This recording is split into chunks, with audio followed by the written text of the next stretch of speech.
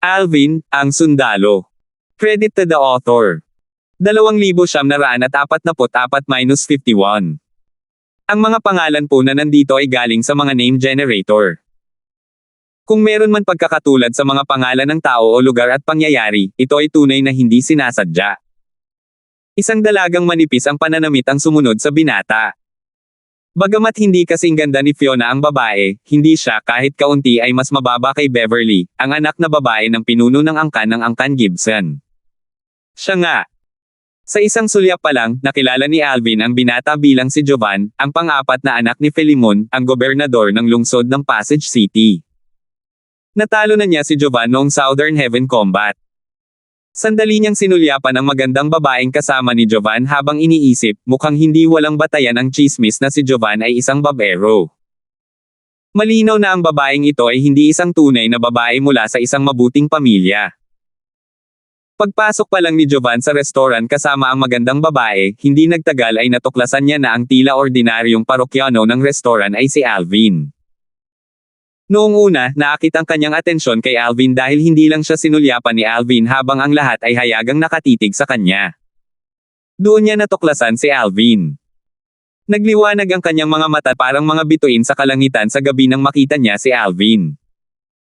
Hindi siya nag-aksaya ng oras at sinabi sa babaeng kasama niya, may aasikasuhin ako. Maaari ka munang bumalik. Hindi niya ito tiningnan ng magsalita, diretso siyang naglakad papunta kay Alvin. Nang marinig ito, inakala ng magandang babae na pinalayas siya ni Jovan dahil may ibang babae na nakakuha ng atensyon nito. Gayunpaman, hindi niya maiwasang manginig nang makita niya itong naglalakad papunta sa isang gwapong binata na nakasuot ng lila at may kakaibang anyo. May interes ba siyang Master Hamilton sa lalaki? Panginoon ko, papunta na siya sa atin, sabi ni Lambert nang makita niya si Jovan na naglalakad papunta sa kanila. Bahagyang tumango lamang si Alvin bilang tugon. Napansin na niya ito. Kapatid na Darfield. Bati ni Jovan kay Alvin. Noong una, inakala ni Alvin na lumapit lang si Jovan para salubungin siya. Hindi niya inaasahan na uupo si Jovan nang walang seremonya bago niya hiniling sa waiter na magdala ng baso ng alak at isang ekstrang set ng mga kubyertos. Umakto si Jovan na parang matagal na silang magkaibigan ni Alvin. Casual lang siya at hindi pinapansin ang mga formalidad. Samantala, ang mga parokyano na umiinom sa restoran ay agad na nagbigay pansin kay Jovan pagpasok pa lang niya. Natural lang na narinig nila ang paraan ng pagtawag niya kay Alvin. Dahil dito, nahulaan nila kung sino si Alvin. Kapatid na Darfield. Mukhang napakakaibigan ng batang Panginoong Hamilton ng Pasig City sa lalaking iyon. Mayroon bang kilalang tao na may apelyidong Darfield sa supporting Fall Nation? Nakasuot siya ng lila, at ang apelyido niya ay Darfield. Siya kaya si Alvin. Si Alvin. Ang binata na tumalo kay Young Master Hamilton sa isang galaw lamang noong Southern Heaven Combat. Tama. Wala pa nga siyang 100 taong gulang. Bukod sa kanyang nakakatakot na lakas, mayroon din siyang 2 Royal Grade Celestial Weapons. Nabalitaan kong napakalakas niya na maaaring mas malakas pa siya kaysa sa mahihinang 1 Basic Celestial Dogs na iyon. Dahil dito, si Alvin na nakaupo nang hindi napapansin sa restoran ay naging sentro ng atensyon ng lahat. Matapos umupo ng walang imbitasyon, tumingin si Jovan kay Alvin at same time na sinabi, kapatid na Darfield, wala pa akong hinangaan sa buhay ko hanggang sa makilala kita. Ama ko man o emperador, tiwala akong malalampasan ko sila kapag kasing edad ko na sila. Pagkatapos kitang makilala, sa wakas ay naiintindihan ko na ang pakiramdam ng paghanga. Young Master Hamilton, banibiro mo ako. Nabalitaan kong isa kang pambihirang mahuhusay na henyo sa supporting Fall Nation. Kung hindi ka lang ganoon kahumaling sa mga babae, tiyak na malalampasan ng iyong mga nagawa ang mga nagawa ng ika-4 na prinsipe, may anhing sagot ni Alvin na may ngiti habang tinitingnan si Jovan ng may kamalayan. Kuya Darfield, alam mo ba ang tungkol dito? Napahawak si Jovan sa kanyang ilong dahil sa kahihiyan. Hindi niya inaasahan na ang batang henyo na hinahangaan niya ay may alam sa kanyang maalay na pamumuhay. Nahihiyang ngumiti siya bago sinabi, Kuya Darfield, nakakahiya ito. Gayunpaman, magiging tapat ako. Bukod sa paghahangad ng kapangyarihan at lakas, ang isa ko pang libangan ay ang paghahangad ng mga babae. Kahit mahilig ako sa mga babae, hindi ako yung tipo ng taong walang prinsipyo. Hindi pa ako nanloko o pumilit ng babae. Lahat ng mga babaeng kasama ko ay handa.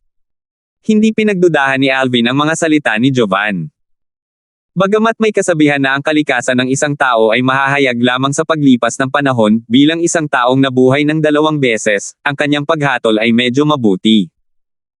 Batay sa malinaw at matuwid na tingin sa mga mata ni Jovan, masasabi niyang si Jovan ay hindi isang masamang tao. Sa huli, umiling siya at ngumiti.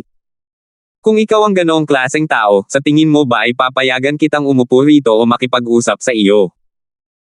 Kung si Jovan ay isang kasuklam-suklam na karakter, hindi lamang mapipigilan ni Alvin si Jovan na umupo sa kanyang mesa, kundi maaari pa niya itong bugbugin ng kaunti para sa kapakanan ng hustisya. Hindi man lang naging mahinhin si Jovan. Pagkatapos makaupo, walang humpay siyang nakipag-usap kay Alvin tungkol sa lahat ng uri ng paksa. Gayunpaman, mula simula hanggang katapusan, hindi niya tinanong ang tungkol sa pinagmulan ni Alvin. Casual siyang nakipag-usap na parang matagal na silang magkaibigan. Ang iba't ibang paksayon sa Southern Heaven Territory ay nahahati rin sa iba't ibang grado. Halimbawa, ang mga nangungunang sekta sa mga hangganan ng Southern Heaven Territory ay inuuri bilang mga sekta na nasa ika-9 na baitang. Ang isang bansang tulad ng Supporting Fall Nation na matatagpuan sa gilid-gitnang lugar ay inuuri bilang isang Grade 8 Celestial Kingdom. Ang mga sekta at angkan sa Supporting Fall Nation ay kadalasang mga sekta at angkan na nasa ika-9 na baitang. Halimbawa, ang Gibson Clan ay isang Grade 9 clan. Ang Hamilton Clan ni Jovan sa Passage City ay isa ring Grade 9 clan. Ang 3 sects at 2 clans ay mga sekta at angkan na nasa ika-7 baitang. Ang mga sekta at angkan na nasa ika-7 baitang ay pawang may mga kilalang Celestial Crystal Veins. Ang mga kilalang Celestial Crystal Veins ay may kakayahang gumawa ng mga Supreme Celestial Crystals. Bukod pa rito, ang 3 sects at 2 clans ay may napakalapit na relasyon sa Profound Nether Mansion. Sila ay hindi direktang umaasa sa isa't isa. Ang lugar na ito na kinaroroonan ko ngayon ay nasa ilalim din ng pamamahala ng Profound Nether Mansion. Ang Profound Nether Mansion na nasa ika-6 na baitang. Ang Celestial Mansion ay may kaugnayan sa isa sa nangungunang 10 angkan sa Southern Heaven Territory. Matapos makipag-usap kay Jovan, ang madaldal, sa buong hapon, maraming bagay ang natutunan ni Alvin. Nalaman din niya na ang pasukan sa Southern Heaven Ancient Realm ay magbubukas sa loob ng kalahating taon. Malapit na akong makalusot at maging isang one basic Celestial Duke. Gayunpaman, upang makapasok sa Southern Heaven Ancient Realm at maghanap ng mga hindi inaasahang engkwentro, hindi ako naglilinang upang mapabuti ang aking cultivation base. Sa halip, nakatuon ako sa pag-unawa sa aking divine ability. Hindi pa rin lubos na natututo si Jovan sa kanyang Assistive Duke Grade Divine Ability kaya nagpasya siyang magtuon dito. Higit sa lahat, tanging ang Overarching Heaven Supreme Celestials lamang ang maaaring makapasok sa lower realm ng Southern Heaven Ancient Realm. Automatikong mapipigilan ng isang formation sa pasukan ng Southern Heaven Ancient Realm ang Celestial Duke na makapasok. Nang sumapit ang gabi, atubiling sinabi ni Jovan Hamilton, kapatid na Darfield, dumidilim na. Ibabalik kita. Mag-uusap tayo ulit sa ibang pagkakataon. Malinaw na gusto pa rin niyang makipag-usap kay Alvin. Ayos lang, kaya naman nating bumalik ng mag-isa. Sa kabila ng pagtanggi ni Alvin, si Jovan ay naging masigasig. Si Jovan lamang ang nagawang sundan ni Alvin habang pinangungunahan niya sila patungo sa Imperial Palace ng Supporting Fall Nation. Swoosh! Swoosh! 2 bagzo ng hangin ang umihip ng malakas. Maya-maya lang, lumitaw ang 2 tao, nakaharang sa daanan ng 3 sa magkabilang gilid ng kalye. Ha! Huminto si Alvin at tumingin sa lalaking nasa katanghaliang gulang na hamarang sa kanyang daan. Tinitigan ng nasa katanghaliang gulang si Alvin ng may malalim na puot na para bang mayroon siyang malaking puot kay Alvin. Malamig ang kanyang boses habang sinasabi, Alvin, pagbabayaran kita gamit ang iyong buhay ngayon para sa pagpatay sa aking anak. Pinatay ko ang anak mo. Naguluhan si Alvin. Sabi ng lalaking nasa katanghaliang gulang, 11 araw na ang nakalipas, sa labas ng kabisera. Nang marinig ang mga salita ng lalaking nasa katanghaliang gulang, natanto ni Alvin. Lumalabas na ikaw pala ang ama ng pangit at baluktot na lalaki. Mukhang ang celestial talisman na ipinadala niya bago siya namatay ay nag-iwan ng ilang palatandaan. Kung hindi, hindi mo ako mahahanap. Nanatiling kalmado ang kanyang ekspresyon habang nagsasalita. Kasabay nito, tahimik na kumuha si Alvin ng isang hairpin. Isang mahiwagang liwanag ang kumikislap sa ibabaw ng hairpin. Ang dalawang bulaklak sa dulo ng hairpin ay nagliwanag na parang pulang dugo ang kulay. Walang nakapansin sa hairpin dahil mahigpit niya itong hawak sa kanyang kamay. Ang hairpin ay walang iba kundi ang nauubos na Royal Grade Celestial Weapon na nakuha niya sa mga hangganan. Matapos itong gamitin ng isang beses, naiwan siyang may dalawa pang gamit. Bagamat hindi kilala ni Alvin ang cultivation base ng lalaking nasa katanghaliang gulang at ang lalaking sumama sa kanya, sigurado siyang mas malakas ang dalawang lalaki kaysa kay Lambert, isang one basic celestial duke, na may pinakamataas na cultivation base sa kanyang grupo na 3. Dahil sa banta na idinulot ng dalawang lalaking ito, inilabas niya ang hairpin. Hinahanap mo ang kamatayan. Sigaw ng lalaking nasa katanghaliang gulang. Hindi lamang hindi itinanggi ni Alvin ang pagpatay sa kanyang anak, kundi nang ahas pa si Alvin na tawagin ang kanyang anak na pangit at baluktot. Paano siyang hindi magagalit? Ang kanyang celestial origin energy ay sumulpot palabas ng kanyang katawan na parang apoy. Gagamitin na sana ni Alvin ang nauubos na Royal Grade Celestial Weapon, at ang lalaking nasa katanghaliang gulang ay aatake na sana. Biglang may umalangaw-ngaw na boses sa hangin. Sa tingin ko ikaw ang naghahangad ng kamatayan. 2,945. Nangak mga atake na ang lalaking nasa katanghaliang gulang na hamarang kina Alvin at dalawa niyang kasama, nanlamig ang magiliw na tingin ni Jovan na nakatutok kay Alvin nang tumingin siya sa lalaking nasa katanghaliang gulang. Sa tingin ko ikaw ang naghahanap ng kamatayan. Nang marinig ang mapang-uyam na mga salita ni Jovan, ang lalaking nasa katanghaliang gulang nagulat na agad na lumingon kay Jovan. Pamilyar sa kanya si Jovan na parang nakita na niya si Jovan dati, ngunit hindi niya matindaan kung saan o kailan. Kasabay nito, mahinang sinabi ni Jovan, tila sa hangin, Elder Felix. Pagkatapos magsalita ni Jovan, isang matandang boses na tila umalangaw-ngaw mula sa lahat ng direksyon ang umalangaw-ngaw sa hangin. Pagkatapos, isang matandang figure ang lumitaw, tila galing sa kawalan, sa likuran ni Jovan. Bata Panginoon. Nakasuot ng itim na damit ang matanda. Napakapayat niya na parang anumang oras ay liliparin siya. Kitang-kita ang mga katangian ng matanda. Naliliwanagan ng mahinang liwanag ng buwan, para siyang multo. Base sa tila galing lang sa ere ng matanda, madaling malaman na napakabilis pala ng takbo nito. Ikinagulat ito ng nasa katanghaliang gulang at ng kasama nito, isang binata na katamtaman ang pangangatawan, na nakaharang sa kabilang dulo ng kalye. Ay ikaw. Ay ikaw si Senior Felix. Sigaw ng binata na may katamtamang pangangatawan matapos niyang tingnang mabuti ang matanda. Bahagyang napaatras siya sa takot. Nang marinig ang mga salita ng binata, lumingon ang matanda at tiningnan ang binata ng walang pakialam. Kilala mo ba ako?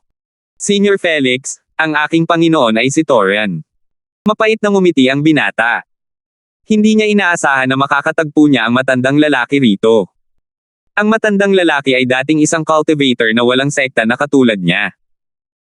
Bukod doon, ang matandang lalaki ay isang sikat na cultivator na walang sekta sa supporting Fall Nation. Ang matandang lalaki ay isa ng 9 Palaces Celestial Duke noong unang panahon. Makatuwiran na ang matandang lalaki ay nakalusot na at naging isang 10 Direction Celestial Duke. Nakilala niya ang matandang lalaki noong bata pa ito dahil ang kanyang Panginoon at ang matandang lalaki ay magkaibigan. Thorin. Nawala ang kunot ng noo ng matanda, at humupa ang ekspresyon ng kanyang mukha. Ikaw ba yung batang tumakbo kung saan-saan na walang saplot sa puwitan? Ang pangalan mo ay Anton. Nagulat ako na naaalala mo pa rin ako, Senior Felix. Ako nga pala si Anton. Si Anton, ang binata, ay napabuntong hininga nang marinig ang mga salita ng matanda. Pagkatapos, maingat niyang tiningnan si Jovan habang nagtatanong, Senior Felix, nabalitaan kung isa ka ng kagalang-galang na elder sa ari-arian ng gobernador ng lungsod sa Passage City. Sino ang lalaking ito? Sa katunayan, mayroon na siyang sagot sa kanyang isipan. Sumagot si Felix, siya ang batang Panginoon ng ari-arian ng gobernador ng lungsod sa Passage City. Bagamat ang titulong Batang Panginoon ng Ari-arian ng gobernador ng lungsod sa Pasig City, ay maaaring tumukoy sa sinuman sa mga anak ni Filemon, ang gobernador ng lungsod ng Pasig City, alam ni Anton na ang tinutukoy lamang ni Felix ay ang anak ni Filemon na malamang na maging susunod na gobernador ng lungsod ng Pasig City. Ang taong ito ay walang iba kundi si Jovan, ang pang-apat at pinakanamumukod tanging anak ni Filemon. Felix. Samantala, ang lalaking nasa katanghaliang gulang na humaharang sa daan ni na Alvin at ng kanyang dalawang kasama ay sa wakas ay nakabawi na sa kanyang katinoan. Malaki ang pagbabago ng kanyang ekspresyon nang sabihin niya, "Ikaw. Ikaw si Jovan, ang pang-apat na anak ng gobernador ng lungsod ng Pasig." Tiningnan ni Jovan ang lalaking nasa katanghaliang gulang at walang pakialam na sinabi, "Kung hindi ako nagkakamali, ikaw si Jacob, ang panganay na kapatid ng imperial concubine na si Elena, tama ba? Nabalitaan kong namatay ang anak mo sa labas ng kabisera, at hindi mo mahanap ang mamamatay tao." Naging matalim ang tingin niya habang patuloy na sinasabi, "Mukhang natukoy mo na ang pinatay, at walang iba kundi si Brother Darfield. Young Master Hamilton, dahil kilala mo kung sino ang kapatid ko, alang-alang sa kapatid ko, sana ay hindi ka makialam sa personal kong alitan sa binata na ito." Bahid ng takot ang makikita sa mukha ni Jacob. Kung makikialam si Felix, maaaring hindi niya mahawakan si Alvin, lalo na ang mapatay si Alvin. Tumawa si Jovan nang marinig ang mga salita ni Jacob. Isang pangiinis ang makikita sa kanyang mukha habang sinasabi, "Jacob, natatakot ako na ang iyong kapatid ay walang planong tulungan kang ipaghiganti ang iyong anak, hindi ba? Bukod dito, sigurado akong kahit ang kanyang kamahalan ay pipigilan ka kung alam niyang gusto mong patayin si kapatid na Darfield." Napagpasyahan niya ito nang sabihin sa kanya ni Felix ang tungkol kay Anton sa pamamagitan ng voice transmission. Si Anton ay isang cultivator na walang sekta, at siya ay inupahan ni Jacob upang tumulong sa pagpatay kay Alvin. Ang kapatid ni Jacob ay ang minamahal na babae ng emperador. Bakit kailangan pang umupa ni Jacob ng tulong mula sa labas upang ipaghiganti ang kanyang anak? Malinaw na walang balak ang kapatid ni Jacob na masangkot sa bagay na ito. Huminga ng malalim si Jacob habang nakatingin kay Jovan. "Young Master Hamilton, basta't papayagan mo akong patayin ang taong ito, handa akong pumunta sa ari-arian ng gobernador ng lungsod sa Pasig City at magtrabaho para sa iyo." Sush! Hindi na hinintay ang sagot ni Jovan, sumugod si Jacob patungo kay Alvin na parang isang goshawk. Sa kasamaang palad, sa sandaling gumawa ng hakbang si Jacob, gumawa rin ng hakbang si Felix. Madali niyang napigilan ang pagtatangka ni Jacob na patayin si Alvin. Natural lamang iyon dahil sina Felix at Jacob ay nasa dalawang magkaibang liga. Si Jacob ay isang 10 Direction Celestial Duke habang si Jacob ay isang 6 Combination Celestial Duke lamang. Mayroon ka sigurong hiling na mamatay. Matapos pigilan ng matandang lalaki ang pag-atake ni Jacob, sa wakas ay bumalik sa dati ang katinoan ni Jovan. Maasim ang kanyang ekspresyon nang sabihin niya ng may pag-iingat, "Elder Felix, patayin mo siya." "Opo, Batang Panginoon." Hindi nagatubiling kumilos si Felix matapos marinig ang mga salita ni Jovan. Malaki ang ipinagbago ng ekspresyon ni Jacob. Hindi na siya nakapag-react pa dahil napatay na siya ni Felix. Nang makita ito, naging malungkot ang ekspresyon ni Anton. "Dahil ikaw ay disipulo ng kaibigan ni Elder Felix, hindi kita papatayin." Walang pakialam na sabi ni Jovan. Nang marinig ito, nakahinga ng maluwag si Anton na parang naalis ang isang malaking pasanin sa kanyang mga balikat. Gayunpaman, patuloy na sinabi ni Jovan, "Nasaktan mo lang ang kaibigan ko. Kaya hindi kita basta-basta mapapalaya. Kailangan mong magbayad sa kahit anong paraan." Namutla ang mukha ni Anton nang marinig ang mga salita ni Jovan. Dali-dali niyang itinaas ang kanyang mga kamay at inilabas ang isang basag na itim na bato na hugis diamante at iniabot ito kay Alvin. "Young Master Darfield, wala akong anumang mahahalagang bagay na mayaalok sa iyo maliban dito. Nakuha ko ang batong ito nang hindi sinasadya maraming taon na ang nakalilipas. Hindi ko alam kung ano ito, ngunit kahit ang isang 10 Direction Celestial Duke ay hindi makapag-iwan ng kahit isang gasgas dito. Batay dito, malinaw na ito ay pambihira. Ibibigay ko ito sa iyo bilang tanda ng aking paghingi ng tawad. Patawarin mo ako, Young Master Darfield." Malinaw na plano niyang bayaran si Alvin ng itim na bato. Nang makita ang basag na hugis brilyante na itim na bato, isang pamilyar na pakiramdam ang bumalot kay Alvin. Pagkalagay pa lang ng bato sa kamay ni Alvin, isang matandang boses ang umalingaw-ngaw sa kanyang isipan. Ha! Ito ba ay isang first form profound divine metal? Ang boses ay kabilang sa ikatlong anyo ng Chaos Divine Flame sa katawan ni Alvin. Nako, saan mo nakuha itong first form profound divine metal? Tila nagising ang Chaos Divine Flame matapos maramdaman ang bato sa kamay ni Alvin. Isa ba itong first form profound divine metal? Nanlaki ang mga mata ni Alvin nang hindi mahahalata. Hindi nakakapagtaka na pamilyar sa kanya ang bato. Parang pareho ito ng dalawang first form profound divine metal na nakuha niya noon. Ang isa ay ibinigay sa kanya ni Joshua mula sa Divine Offering Land, at ang isa naman ay natagpuan niya sa kanyang bayan sa mundong kaharian. Nang magsama ang dalawa, sila ay naging second form profound divine metal. Nako, kapag nagising na ang profound divine metal, dapat mong hayaan itong sumipsip ng first form profound divine metal na ito. Dahil dyan, ang profound divine metal ay kailangan na lang sumipsip ng isa pang first form profound divine metal para magbago at maging third form profound divine metal, sabi ng Chaos Divine Flame. Sayang naman at hindi mo na-master ang isang Royal Grade Celestial Method o Divine Ability na may parehong metal at fire attributes. Kung hindi, matutulungan ka namin ng profound divine metal na mabilis na maunawaan at mamaster ang mga batas ng apoy at metal na nakapaloob sa isang Royal Grade Celestial Method at Divine Ability. Ang batas ng apoy. Ang batas ng metal. Naguluhan si Alvin. Nagtanong siya ng may pagtataka, ano iyon? Sa mga Devata Realms, tanging ang mga nakabisado na sa kapangyarihan ng batas ang maituturing na isang tunay na makapangyarihang nilalang. Sa pangkalahatan, tanging ang mga nasa Devata Realms na nakakuha ng mga Royal Grade Celestial Methods at Divine Abilities ang may pagkakataong maunawaan at mapaghusay ang kapangyarihan ng batas.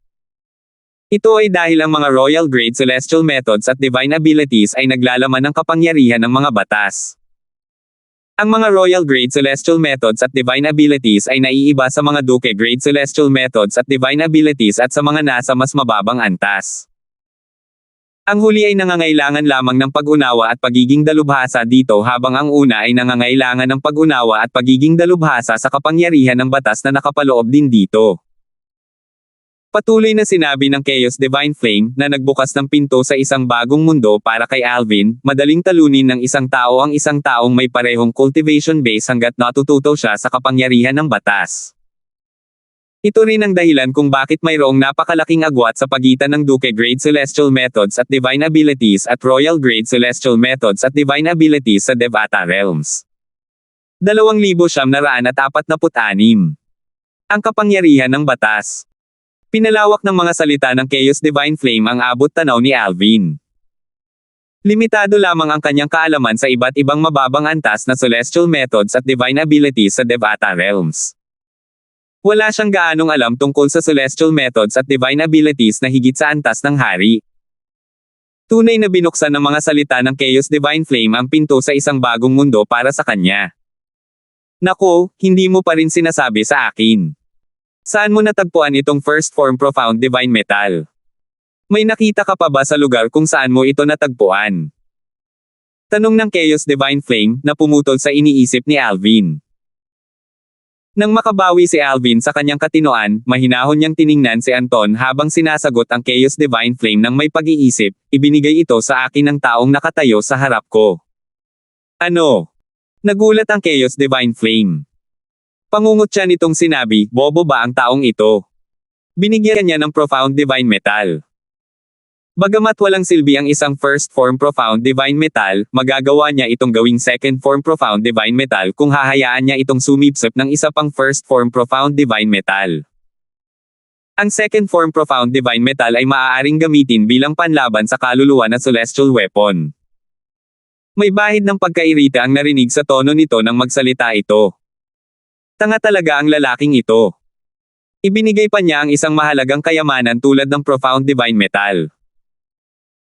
Bagamat ang unang anyo ng profound divine metal ay isang kayamanan, hindi ito maituturing na kayamanan maliban kung kinikilala ng isang tao ang halaga nito, sagot ni Alvin. Ang alam lang niya ay kahit ang isang 10 direction celestial duke ay hindi makapag-iwan ng kahit isang gasgas sa bato. Ang alam lang niya ay espesyal ito, ngunit hindi niya alam kung ano ito. Napakaswerte mo talaga. Bumantong hininga ang Chaos Divine Flame. Pagkatapos, tumahimik ito na parang hindi nagising. Young Master Darfield. Balot ng pagkabalisa si Anton habang pinapanood si Alvin na nakatitig at naglalaro sa kakaibang bato sa kanyang kamay. Base sa ugali ni Jovan, ang Young Master ng ari-arian ng gobernador ng lungsod sa Passage City, hanggat gusto ni Alvin na mamatay, tiyak na mamamatay siya. Sa sandaling ito, casual na itinabi ni Alvin ang first form profound divine metal bago niya sinulyapan si Anton ng walang pakialam. Tatanggapin ko. Ito ang dahilan kung bakit tayo magkapantay ngayon. Salamat, Batang Panginoon Darfield, salamat. Labis ang ginhawa ni Anton nang marinig niya ang mga salita ni Alvin. Pagkatapos magpaalam kina Jovan at Felix, dali-dali siyang umalis. Talagang pinagsisihan niya ang pagiging sakam at nangakong tutulungan si Jacob na patayin si Alvin. Bagamat hindi ko alam kung ano ang batong iyon, tiyak na kakaiba ito dahil kahit ang 10 Direction Celestial Duke ay hindi makapag-iwan ng kahit isang gasgas dito gamit ang isang Royal Grade Celestial Weapon. Hindi maiwasan ni Anton ang makaramdam ng bahagyang pagkalungkot sa pagkawala ng bato. Sa kaibuturan niya ay nanalangin siya na sana ay wala ng silbi ang bato. Pagkaalis ni Anton, sandaling tiningnan ni Alvin ang bangkay ni Jacob sa lupa bago niya ibinaling ang tingin kay Jovan at same time na nagpasalamat dito. Young Master Hamilton, salamat po. Kung hindi hiniling ni Jovan kay Felix na kumilos, kakailanganin sana ni Alvin na gamitin ang kanyang nauubos na Royal Grade Celestial Weapon. Ang nauubos na Royal Grade Celestial Weapon ay magagamit lamang ng 3 beses. Nagamit na niya ito ng 1 beses, at kung gagamitin niya itong muli ng mas maaga, 1 na lang ang natitira sa kanya. Nagpapasalamat siya na hindi niya kinailangang gamitin ang nauubos na Royal Grade Celestial Weapon ng mas maaga. Kapatid na Darfield, nagbibiro ka siguro. Nakita ko ng malinaw ang lahat kanina. Noong sinubukan kang atakihin ni Jacob kanina, kalmado ang ekspresyon mo. Halatang hindi kanya naramdamang natatakot kahit kaunti. Umiling si Jovan at ngumiti. Kung hindi ako nagkakamali, may palihim kang pinoprotektahan, di ba? Nakikialam lang ako sa paghingi ko ng tulong kay Elder Felix. Hindi na dapat banggitin pa iyon. Bukod pa riyan, hindi na kailangan pang gumawa ng hakbang ang makapangyarihang nagpoprotekta sa iyo laban sa isang tulad ni Jacob. Pagkatapos magsalita ni Jovan, pinagmasdan niya ang kanyang paligid ng may magalang at maingat na ekspresyon sa niyang mukha. Nakita niya kung gaano katahimik at walang takot si Alvin kanina nang harapin niya si Jacob. Natural lamang na ipagpalagay niya na si Alvin ay protektado ng isang powerhouse. Bukod dito, dahil hindi matukoy ni Felix ang presensya ng powerhouse na nagbabantay kay Alvin, nangangahulugan ito na ang powerhouse ay dapat na isang one basic Celestial King, kahit papaano, dahil si Felix ay isang 10 Direction Celestial Duke. Hindi niya kailanman maiisip na si Alvin ay walang takot hindi dahil may isang powerhouse na nagpoprotekta sa kanya kundi dahil sa kanyang nauubos na Royal Grade Celestial Weapon na maaaring magbigay sa kanya ng lakas ng isang ordinaryong Celestial Lord. Gayunpaman, walang pagtatalo na iniligtas mo ako sa pagkakataong ito, Young Master Hamilton. Bahagyang ngumiti si Alvin. Natural, itinuwid niya ang hindi pagkakaunawaan ni Jovan. Ayaw niyang ibunyag ang pagkakaroon ng kanyang consumable Royal Grade Celestial Weapon. Sinadya pa nga niyang gamitin ang kapangyarihan ng second form profound divine metal para itago ang presensya ng consumable Royal Grade nang ilabas niya ito kanina. Ito ay para kung mayroong mga Celestial King na likas na nagpapanatili ng kanilang divine consciousness na aktibo, hindi nila mararamdaman ang consumable Royal Grade Celestial Weapon sa kanyang kamay gamit ang kanilang divine consciousness.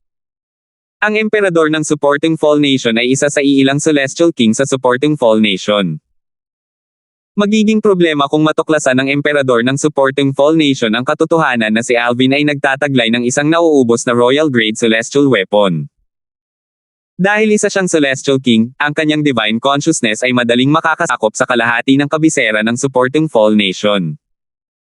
Bukod dito, ang kalyeng kanilang kinatatayuan ay medyo malapit sa Imperial Palace. Nangangahulugan ito na sila ay nasa saklaw ng divine consciousness ng Emperador. Sa sandaling ito, sinulyapan ni Jovan ang bangkay ni Jacob na nakahiga sa lupa at sinabi sa pamamagitan ng voice transmission, "Kapatid na Darfield, natatakot ako na kailangan nating pumunta sa kanyang kamahalan. Sigurado akong natuklasan na ng kanyang kamahalan ang nangyari rito sa pamamagitan ng kanyang banal na kamalayan. Kahit na hindi niya ito nalaman, mas makabubuti pa rin para sa atin na ipaalam ito sa kanya." Bagamat si Jacob ay biolohikal na kapatid ng Imperial concubine na si Elena, dahil sa iyong lakas at sa aking katayuan, malamang na hindi tayo parurusahan ng kanyang kamahalan. Higit sa lahat, mayroon tayong mabuting dahilan sa pagpatay sa kanya. Sa isang bulwagan ng panloob na palasyo sa Imperial Palace ng Supporting Fall Nation. Ito. Si Clarence, ang emperador ng Supporting Fall Nation, ay nakaupo sa trono sa bulwagan. Napakunot ang noo niya nang tingnan niya ang bangkay sa harap niya. Malinaw na hindi pa rin niya alam ang pagkakakilanlan ng bangkay. "Kamahalan, pakitingnan po ang kanyang mukha," sabi ni Jovan habang nakayuko. Pagkatapos, ikinumpas niya ang kanyang kamay, at isang di nakikitang enerhiya ang nagpabaliktad sa bangkay. Jacob. Biglang nagbago ang ekspresyon ni Clarence nang makita niya ang mukha ng bangkay. Hindi ba't ito ang paborito niyang kerida, ang panganay na kapatid ng Imperial concubine na si Elena? Kasabay nito, isang nagmamadaling boses ang umalangaw-ngaw mula sa labas ng bulwagan ng palasyo. "Kamahalan, kamahalan." Di nagtagal, isang kaaya-aya at marangal na babae ang tumakbo papasok sa bulwagan ng palasyo kasama ang ilang mga katulong. "Kamahalan, nabasag ang soul pearl ng aking nakatatandang kapatid. Tulungan mo akong malaman kung ano ang nangyari sa kanya." "Ako." Sigaw ng magandang babae habang hawak ang isang nabasag na soul pearl. Natigilan siya, nang makita ang bangkay sa lupa. "Kuya." Sigaw ng magandang babae, ang Imperial concubine na si Elena, habang nagbabago ang ekspresyon ng kanyang mukha. Tumakbo siya papunta sa bangkay, habang umiiyak ng hysterical. Hindi siya mapakali habang ang kanyang mga luha ay pumapatak na parang malakas na ulan. Nang makita ng Imperial concubine na si Elena ang dalawang binata at isang matandang lalaki na nakatayo sa tabi ng bangkay ng kanyang kapatid, agad niyang naunawaan ang nangyari. Alam niya noon na halos imposible para sa kanya na ipaghiganti ang kanyang panganay na kapatid. Kaya naman, kahit nakamuhian niya ang mga lalaking ito ng lubusan, alam niyang wala siyang magagawa kundi ibaon ang puot sa kaibuturan ng kanyang puso. "Jovan, anong nangyayari?" Tiningnan ni Clarence si Jovan nang may pagtataka. "Kamahalan, Jacob." Isinalaysay ni Jovan ang nangyari. Ikinwento rin niya kay Clarence ang tungkol sa pagkuha ni Jacob ng mga tagalabas para patayin si Alvin. Hindi niya itinago ang dahilan kung bakit gustong patayin ni Jacob si Alvin at sinabi rin niya kay Clarence na si Felix ang pumatay kay Jacob. Tumingin si Clarence kay Alvin at nagtanong sa malalim na boses, "Alvin, ikaw ba ang pumatay kay Hugo?" "Oo." Tumanggaw si Alvin nang may kalmadong ekspresyon sa mukha. Hindi siya mapagkumbaba o mayabang. "Bakit mo siya pinatay?" tanong ni Clarence. "Wala akong away sa kanya.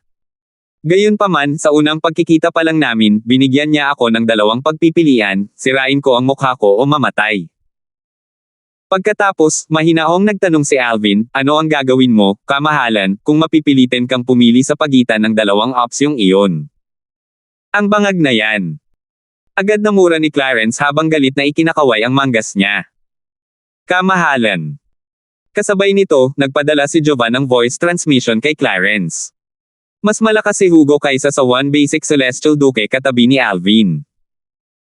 Hindi lumitaw si Elder Felix nang sinubukan ni Jacob na patayin si Alvin kanina, ngunit nanatiling kalmado si Alvin sa buong oras.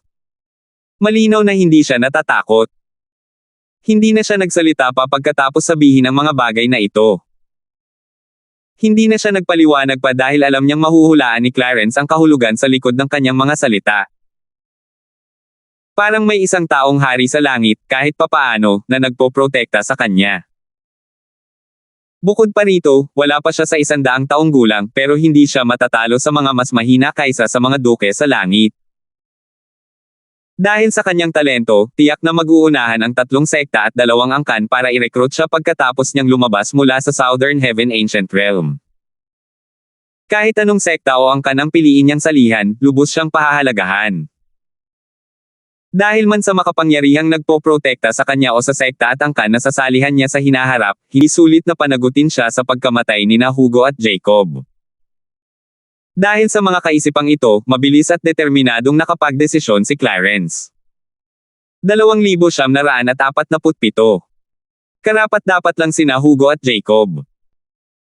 Iyon lang, malakas na sabi ni Clarence, ang emperador ng bansang sumusuporta sa pagbagsak, upang tapusin ang usapin. Tunay ngang matalino ang kamahalan. Ngumiti si Jovan at magalang na ikinuyom ang kanyang mga kamay. Ikinuyom din ni Alvin ang kanyang mga kamao kay Clarence. Pagkatapos, silang dalawa, kasama si Felix, ay agad na umalis. Pagkaalis ng tatlo sa bulwagan ng palasyo, tiningnan ni Clarence ang umiiyak na imperial concubine na si Elena na nakayuko pa rin sa tabi ng bangkay ni Jacob. Bamantong hininga siya, mahal kong kerida, hindi na mabubuhay muli ang mga patay. Nakikiramay ako. Nang marinig ang mga nakakaaliw na salita ni Clarence, bahagyang nanginig ang imperial concubine na si Elena. Pagkatapos, isang malamig na ekspresyon ang lumitaw sa kanyang nakayukong mukha. Bagamat inaasahan na niya ang resultang ito, nanlamig pa rin ang kanyang puso nang marinig niya ang mga salita ni Clarence. Matapos huminga ng malalim, itinaas niya ang kanyang ulo at tumingin kay Clarence, napalitan ang kanyang malamig na ekspresyon ng isang kaawa-awa. Kamahalan, nais ko pong humingi ng pahintulot na makabalik sa aking tahanan sa pagkadalaga ng ilang sandali. Gusto ko ring ayusin ang libing ng aking kapatid. Sige. Tumanggaw si Clarence at madaling sumang-ayon sa kahilingan ng imperial concubine na si Elena. Pagkatapos niyang umalis dala ang bangkay ni Jacob, hindi agad ito umalis sa bulwagan ng palasyo. Tumingin si Clarence sa unahan at walang pakialam na tinawag, "Hey Feng."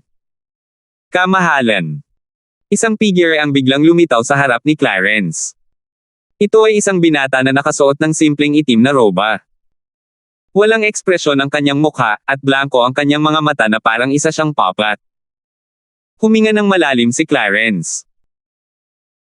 Pagkatapos, may determinadong ekspresyon sa kanyang mukha, sinabi niya, pagkatapos ilibing ng imperial concubine na si Elena ang kanyang panganay na kapatid, patayin mo siya. Kamahalan. Kayo po. Nagulat ang binata. Agad na lumitaw ang mga bakas ng emosyon sa kanyang walang ekspresyong mukha at walang kaluluwang mga mata. Si Imperial Concubine Elena ay hindi isang taong basta na lang susuko sa tadhana. Maaaring natiis niya ang pagkamatay ng kanyang pamangkin, ngunit walang paraan na hahayaan niyang hindi mapaghigantihan ang pagkamatay ng kanyang kapatid. Maaaring matiis niya ito ng ilang sandali, ngunit tiyak na makakahanap siya ng pagkakataong gumanti. Alam na, sabi ni Clarence sa malalim na boses, wala akong ibang pagpipilian kundi patayin siya upang maiwasan ang kanyang pag-udyok at pagkakasala kay Alvin. Kung ikukumpara sa mga benepisyong makukuha natin mula sa 3 sekta at 2 angkan sa pamamagitan ni Alvin, wala akong ibang pagpipilian kundi isakripisyo ang Imperial Concubine Elena. Ang kanyang tono ay nakakapangilabot ng malamig nang magsalita siya. Opo, kamahalan. Ang walang ekspresyong binata na si Clarence ay umatras at naglaho sa ere na parang hindi man lang nagpakita. Samantala, pagkaalis ng tatlo sa bulwagan ng palasyo, si Felix, ang matanda kasama ni Jovan, ay tumingin kay Alvin at nagtanong, Master Darfield, ayos lang ba na tingnan ko ang batong ibinigay sa inyo ni Anton? Tila napagtanto niyang medyo biglaan ang kanyang kahilingan kaya dali-dali niyang idinagdag, syempre, kung maginhawa lang iyon. Huwag po kayong maging obligado. Hindi naman. Bahagyang ngumiti si Alvin at masayang kinuha ang batong ibinigay sa kanya ni Anton, isang first form profound divine metal, mula sa kanyang special ring. Tiwala siyang siya lang ang nakakaalam na ang bato ay isang first form profound divine metal. Hinawakan ni Felix ang bato at paunang ginamit ang bahagi ng kanyang kapangyarihan upang subukang basagin ang bato. Gayunpaman, ito ay walang saysay. Unti-unti niyang pinalakas ang kanyang lakas, ngunit natuklasan niya na wala talaga siyang maiiwang kahit isang gasgas sa bato. Bukod sa tibay nito, natuklasan niya na walang espesyal sa bato matapos niya itong siyasatin gamit ang kanyang banal na kamalayan. Sa wakas, umiling siya at ibinalik ang bato kay Alvin. Napakakaibang bato. Mukhang hindi nagsinungaling si Anton. Gaya ng sinabi niya, kahit ang isang 10 Direction Celestial Duke ay hindi makapag-iiwan ng kahit isang gasgas dito. Bahagyang ngumiti si Alvin habang itinatabi ang bato. Hindi siya nag-aalala na makikilala ni Felix ang bato. Tutal, kahit si Joshua mula sa Divine Offering Land na mas malakas kaysa sa mga Heavenly Emperor ng Devata Realms ay hindi alam kung ano ang Profound Divine Metal. Paano malalaman ni Felix, isang 10 Direction Celestial Duke lamang, kung ano ang Profound Divine Metal? Ibang usapan kung si Felix ay may isa pang First Form Profound Divine Metal na kayang gawing Second Form Profound Divine Metal ang First Form Profound Divine Metal sa kanyang kamay. Tutal, ang Second Form Profound Divine Metals, na bahagi ng 5 Divine Elements tulad ng Chaos Divine Flames, ay magkakaroon ng sentience at magpapalam sa kanilang mga host tungkol sa 5 Divine Elements pagkatapos mag-transform sa Second Form. Karamihan sa mga tao ay natuklasan ang pagkakaroon ng 5 Divine Elements sa ganitong paraan. Mas maaga pa sana nakilala ni Alvin ang unang anyo ng Profound Divine Metal kahit wala ang paalala ng Chaos Divine Flame dahil nakita na niya ang unang tatlong anyo ng Profound Divine Metal noon. Natural lang, mas mainam pa rin na magkaroon ng kumpirmasyon mula sa Profound Divine Metal o sa Chaos Divine Flame. Maya-maya pa, nakarating na sila sa Origin Gathering Hall. Si Lambert, na unang bumalik sa Origin Gathering Hall, ay naghihintay na sa pasukan. Nang makita si Lambert, tinaasan ni Jovan ang isang kilay at sinabing, "Kapatid na Darfield, ang lalaking ito ay tunay na tapat sa iyo." Bahagya lamang ngumiti si Alvin bilang tugon. Personal niyang kinuha si Lambert dahil sa mabubuting ugali ni Lambert.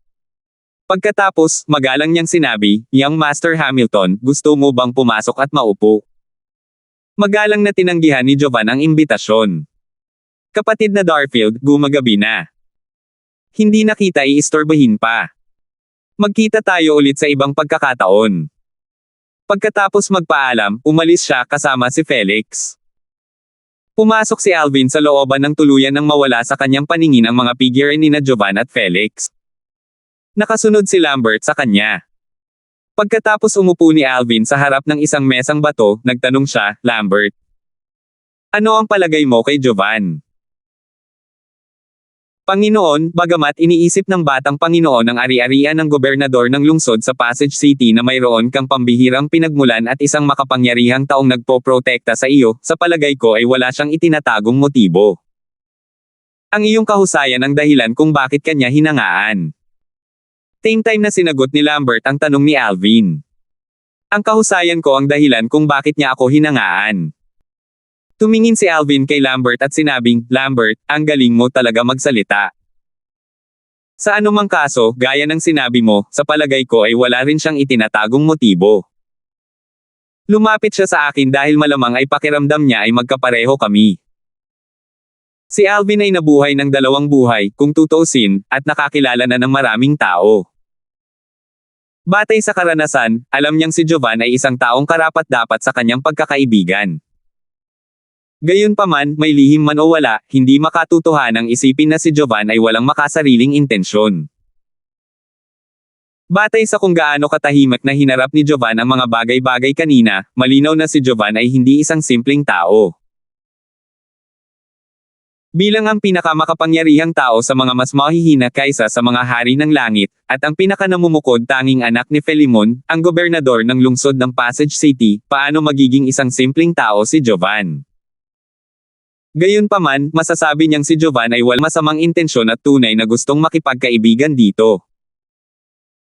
Kumislap ang mga mata ni Alvin habang iniisip niya ang sarili, sa anumang kaso, ihahayag ng panahon ang puso ng mga tao. Kung tapat siya sa pakikipagkaibigan, ayos lang sa akin. Kung may masamang balak siya, hindi ko siya palalayain. Lambert! Biglang sigaw ni Alvin. Pagkatapos, sinabi niya, "Tulungan mo akong bumili ng ilang halamang gamot sa loob ng susunod na mga araw. Bilhin mo ang lahat ng kaya mo. Para sa mga hindi mabibili, hahanap ako ng ibang paraan para makuha ang mga ito." Inilista ni Alvin ang lahat ng halamang gamot na gusto niya kay Lambert. Bilang isang pangunahing Celestial Duke, madali niyang naisolo ang listahan ng mga halamang gamot. Pagkatapos noon, hindi na siya nag-aksaya ng oras at umalis na para tapusin ang kanyang gawain. Pagkatapos umalis ni Lambert, naisip ni Alvin sa sarili, pagkatapos pinuhin at ubusin ang Profound Golden Pill, makakalusot ako at magiging isang peak overarching heavenly supreme celestial. Pagkatapos, magtutuon ako sa pagpapatatag ng aking bagong cultivation base hanggang sa kailangan kong makapasok sa Southern Heaven Ancient Realm. Tutal, ang pagdepende sa isang tableta para makalusot ay mag-iiwan sa aking cultivation base na hindi matatag. Aabutin ako ng ilang oras para lubos itong maging matatag. Ang Profound Golden Pill ay isang kilalang celestial pill na mas mahirap pa ring pinuhin kaysa sa Overarching Heaven Pill. Ang Overarching Heaven Pill ay pangkaraniwan lamang kumpara sa Profound Golden Pill. Ang Profound Golden Pill ay isang kilalang celestial pill na espesyal na ginagamit ng Overarching Heaven Supreme Celestials. Kapag ininom ng isang Overarching Heaven Supreme Celestial, maliban sa mga peak Overarching Heavenly Supreme Celestials, ang kanyang stage ay tataas ng isang stage. Ang Profound Golden Pill ay hindi epektibo para sa peak Overarching Heaven Supreme Celestials dahil ang susunod na stage ay ang pagiging isang Celestial Duke. Para mapakinabangan ang epekto ng pill, karamihan sa mga Overarching Heavenly Supreme Celestials ay pipiliing uminom ng Profound Golden Pill noong sila ay nasa Heaven Stage Overarching Heavenly Supreme Celestials upang agad na maging isang peak Overarching Heaven Supreme Celestial. Dahil sa dominanteng epekto ng Profound Golden Pill, medyo bihira ito. Sa katunayan, noong nasa hangganan si Alvin, wala siyang narinig tungkol sa sinumang may kakayahang pinuhin ang Profound Golden Pill o kahit na may sinumang nakakuha ng tableta. Kahit gaano pa man kabihira ang Profound Golden Pill, ang formula nito ay hindi isang lihim at alam ng lahat. Ito ay bihira lamang dahil sa kahirapan ng pagpino nito. Ang mga kinakailangan sa pagpino nito ay lubhang hinihingi ng isang Celestial Alchemist. Sa 10,000 kilalang Celestial Alchemists o 100 Supreme Duke Grade Celestial Alchemist, malaki ang posibilidad na walang sinuman ang may kakayahang pinoy ng Profound Golden Pill. Tanging ang Supreme Royal Grade Celestial Alchemist lamang ang may kumpiyansang makapagsasabi na kaya niyang pinoy ng Profound Golden Pill. Naisip ni Alvin sa sarili, kahit ang pamilyang imperial ng supporting Fall Nation ay maaaring walang Profound Golden Pill. 2,948. Sa Devata Realms, ang isang Overarching Heaven Supreme Celestial, hindi kasama ang mga peak Overarching Heaven Supreme Celestial, ay maaaring magtaas ng kanyang cultivation base ng isang beses gamit ang Profound Golden Pills. Sa kabilang banda, ang isang Great Overarching Golden Celestial ay maaaring gumamit ng Evolving Golden Pills upang mapataas ang kanyang cultivation base. Para naman sa mga ordinaryong Golden Celestial, maaari nilang iangat ang kanilang mga cultivation base gamit ang Golden Gilded Pills. Mas maaga ngayon, umalis si Alvin sa Imperial Palace matapos niyang matagumpay na mapatatag ang kanyang cultivation base na nasa Heaven Stage Overarching Heavenly Supreme Celestial. Inabot siya ng buong gabi bago mapatatag ang kanyang pundasyon. Pagsikat ng araw, umalis siya sa palasyo kasama si Lambert at pumunta sa isang restaurant. Doon niya nakilala si Jovan. Ngayong matagumpay nang na-stabilize ni Alvin ang kanyang cultivation base matapos maging isang Heaven Stage Overarching Heavenly Supreme Celestial, natural lang na hindi na siya makapaghintay na maging isang peak Overarching Heavenly Supreme Celestial.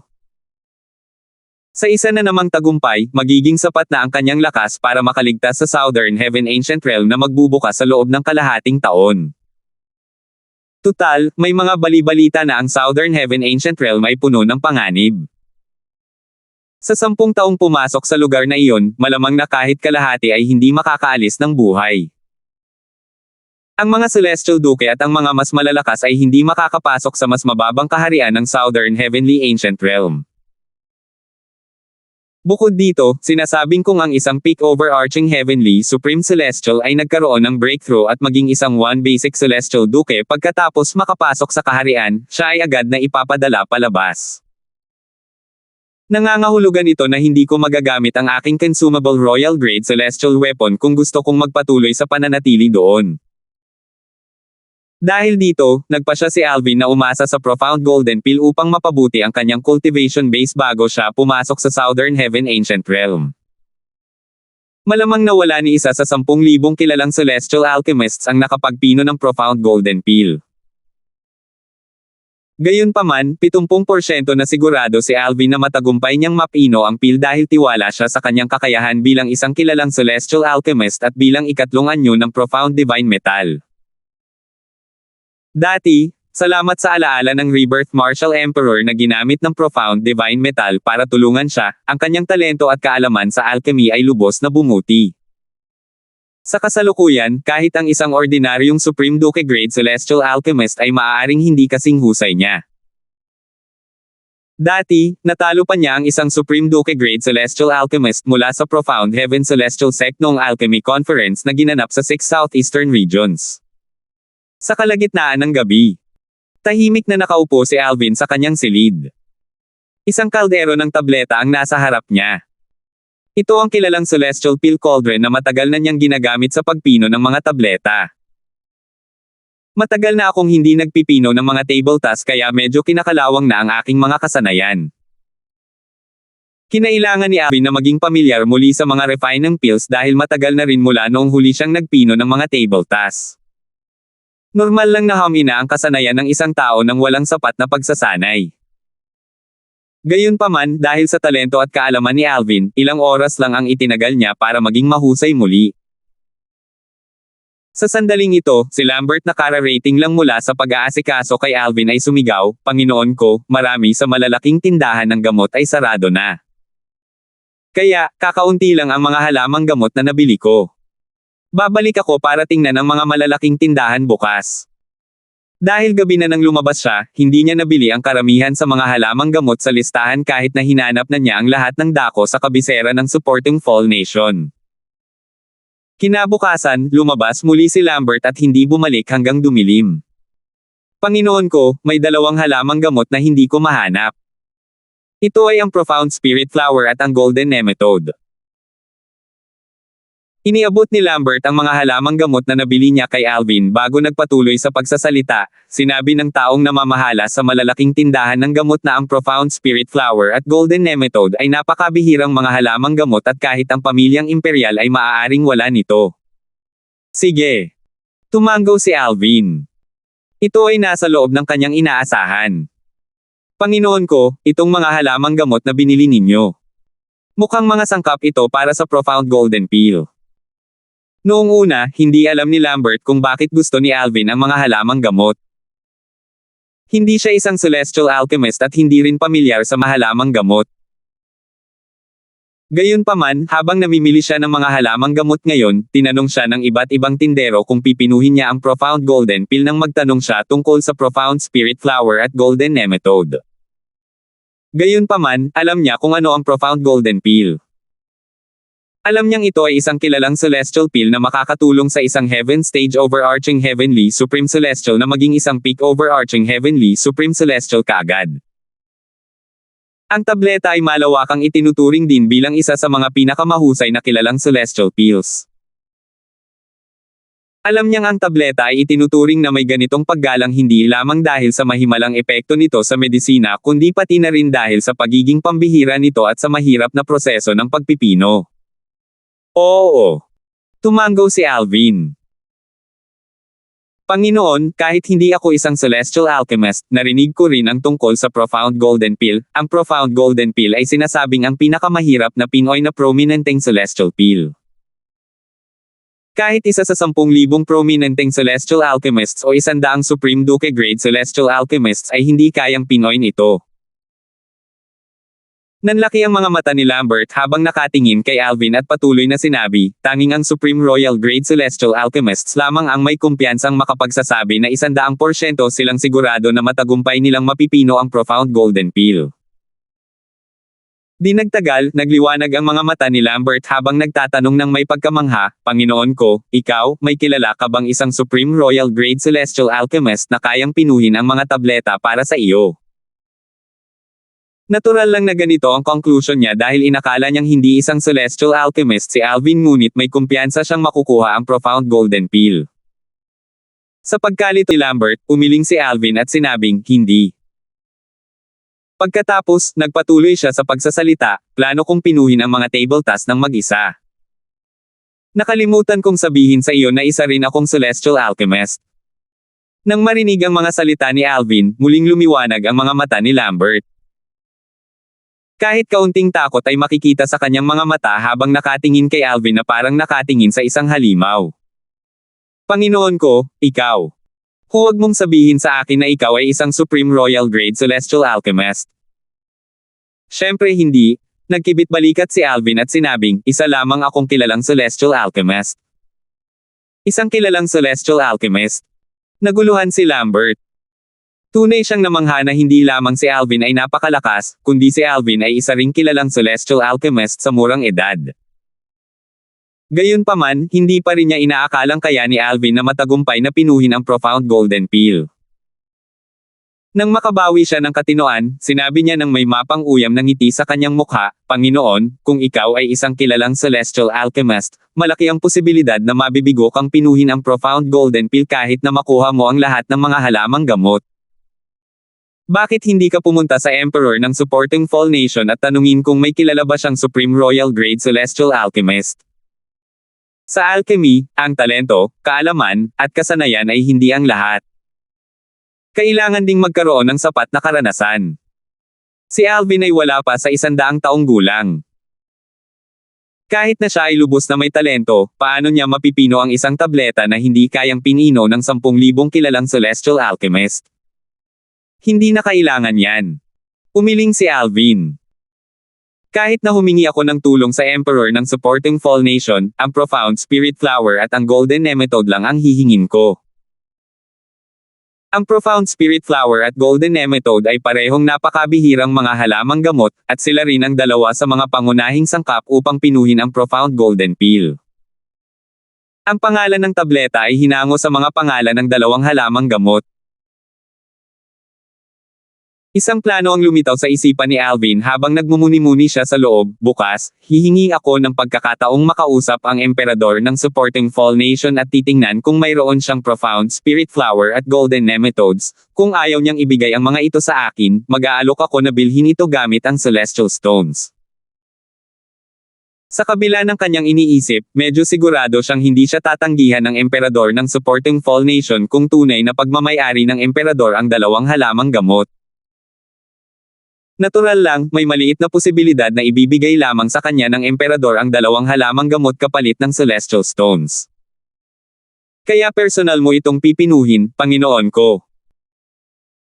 Naramdaman ni Lambert na mabibigo si Alvin na pinuhin ang Profound Golden Pill at sasayangin ang mga halamang gamot, ngunit nanatili siyang tahimik nang makita kung gaano katatag si Alvin.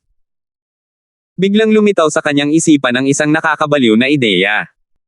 Marahil, kaya talaga ni Master na pinuhin ang mga table tasks. Maagang-maaga kinabukasan.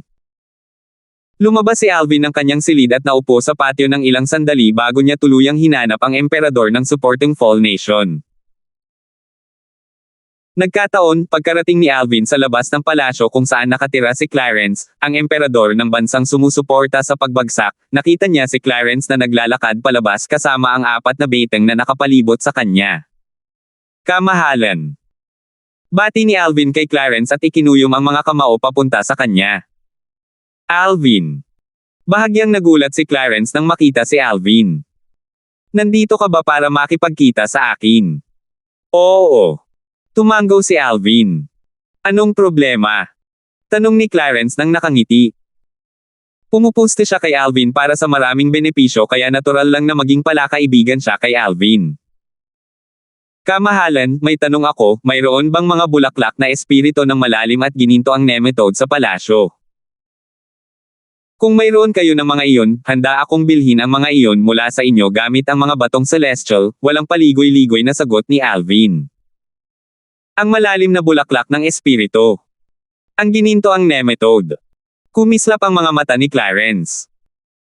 Kung hindi ako nagkakamali, ang dalawang halamang ito ang pangunahing sangkap upang pinuhin ang kilalang Celestial Pill, ang malalim na gininto ang pill, tama ba? Tama, tapat na sagot ni Alvin at tumango. Ginamit niya ang Profound Divine Metal para itago ang kailangang itago bago ibunyag ang kanyang tunay na cultivation base kay Clarence. Plano kong inumin ang profound golden pill para makalusot at maging isang peak overarching heaven supreme celestial bago pumasok sa southern heaven ancient realm. Sa pamamagitan nito, mas mamumukod tangi ako sa harap ng 3 sects at 2 clans at makukuha ang pagkilalang nararapat sa akin. Ang bawat salita niya ay kalkuladong makakaantig kay Clarence. Ikaw ay isa lamang. Heaven stage overarching heavenly supreme celestial. Nanlaki ang mga mata ni Clarence sa gulat nang matuklasan niyang ang cultivation base ni Alvin ay ang isang heaven stage overarching heavenly supreme celestial. Para siyang nakakita ng multo. Si Alvin ay isa lamang heaven stage overarching heavenly supreme celestial, ngunit mas malakas si Alvin kaysa sa kanyang pang-apat na anak. Kung si Alvin ay makalusot at maging isang peak overarching heavenly supreme celestial, gaano kaya siya magiging napakalakas sa oras na iyon? 2,949. Hindi akalain ni Clarence, ang emperador ng supporting Fall Nation, kahit sa pinakamalalaki niyang panaginip na ang binata na nakasuot ng lila sa harap niya ay isa lamang heaven stage overarching heavenly supreme celestial. Tutal, ito rin ang binata na madaling hamarang sa all-out na atake ni Jovan, ang batang Panginoon ng ari-arian ng gobernador ng lungsod sa Passage City, at tinalo rin si Jovan sa isang galaw lamang. Maging ang kanyang anak na si Jinyong, ang ika-4 na prinsipe ng supporting Fall Nation, ay malayong matalo si Jovan sa isang galaw lamang. Bago lumitaw si Alvin, ang kanyang anak ay malawakang itinuturing na pinakamatalentadong tao, pangalawa lamang sa kanya, sa supporting Fall Nation. Hindi niya kailanman naisip ang posibilidad na itinago ni Alvin ang kanyang cultivation base at madaling inakala na si Alvin ay isang peak overarching heavenly supreme celestial. Sino ang mag-aakala na si Alvin ay isa lamang heaven stage overarching heaven supreme celestial? Nangangahulugan ito na bilang isang heaven stage overarching heavenly supreme celestial, may puwang pa rin si Alvin na dagdagan ang kanyang lakas habang umuunlad ang kanyang cultivation. Sa kabaligtaran, maliban kung ang kanyang anak ay makalusot at maging isang celestial duke o makabisado ang isang royal grade celestial method o royal grade divine ability, ang kanyang anak, isang peak overarching heavenly supreme celestial, ay hindi na makakapagpataas ng kanyang lakas. Napakalakas na ni Alvin kahit na siya ay heaven stage overarching heavenly supreme celestial pa lang. Gaano kaya siya kalakas kapag nakalusot siya at naging isang peak overarching heavenly supreme celestial? Tiningnan ni Clarence si Alvin habang nanginginig siya sa loob. Kung matagumpay siyang makalusot at maging isang peak overarching heavenly supreme celestial, siya ang magiging pinakamalakas na overarching heavenly supreme celestial sa profound nether mansion, tama ba? Lumunok siya, at naging seryoso ang kanyang ekspresyon nang maisip niya ito. Pagkatapos ng isang putukan, tinanong ni Clarence si Alvin. Alvin, plano mo ba talagang sumali sa 3 sekta at 2 angkan? Batay sa lakas ni Alvin, sigurado siyang may pambihirang pinagmulan si Alvin. Kaya naman, nag-aalala siya na baka hindi balak sumali ni Alvin sa 3 sekta at 2 angkan. Kung mangyari iyon, gaano man kagaling o kagaling si Alvin, hindi siya gagantimpalaan ng 3 sekta at 2 angkan. Kamahalan, huwag kayong mag-alala. Tiyak na sasali ako sa 3 sekta at 2 angkan. Nahulaan ni Alvin ang iniisip ni Clarence kaya tumingin siya kay Clarence ng taos puso at tumugon ng walang pag-aalinlangan upang panatagin si Clarence. Tumango si Clarence bago sinabing, ang profound spirit flower at ang golden nematode ay mga bihirang halamang gamot. Ang profound spirit flower lang ang meron ako. Wala sa akin o sa palasyo ang golden nematode.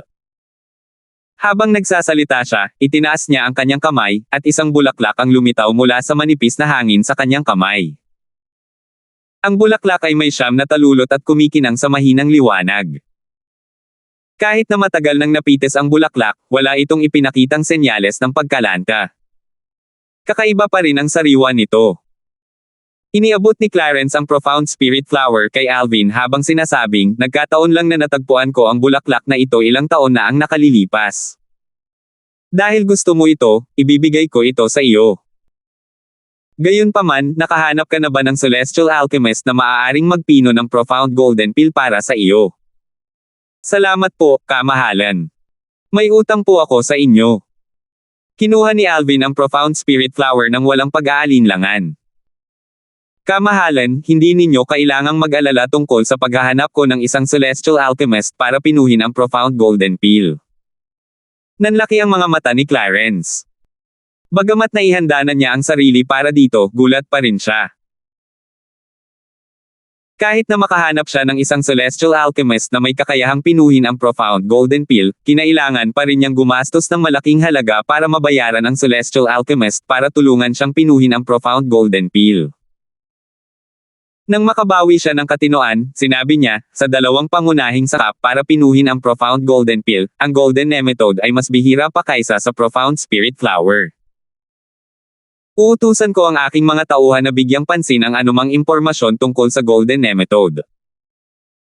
Kung may marinig ako, aabisuhan ko kayo sa lalong madaling panahon. Nagliwanag ang mga mata ni Alvin. Sa tulong ni Clarence, kalahati lang ng pagsisikap ang kakailanganin niyang ilaan para mahanap ang Golden Nemetode. Salamat po, kamahalan. Matapos magpasalamat kay Clarence, sa wakas ay umalis na si Darfield.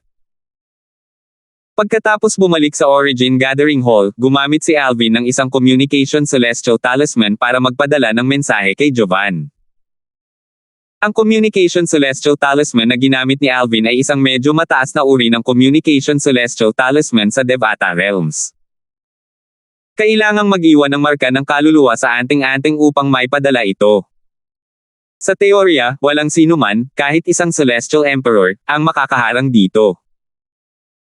Ito ay dahil ang mensahe ay naiparating sa pamamagitan ng marka ng kaluluwa sa Communication Celestial Talisman. Hindi na kailangang sabihin, ang Communication Celestial Talisman na ito ay mas mahalaga kaysa sa mga ordinaryong Communication Celestial Talisman. Kahit ang mga ordinaryong Communication Celestial Talisman na inukit ng mga Celestial King ay mas mababa kaysa sa Communication Celestial Talisman na ito.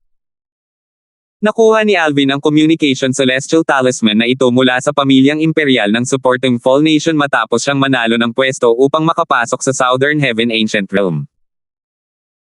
Kasabay nito, binigyan din siya ng isang anting-anting na may marka ng kaluluwa ni Clarence upang mas mapadali para sa kanya ang direktang pakikipag-ugnayan kay Clarence.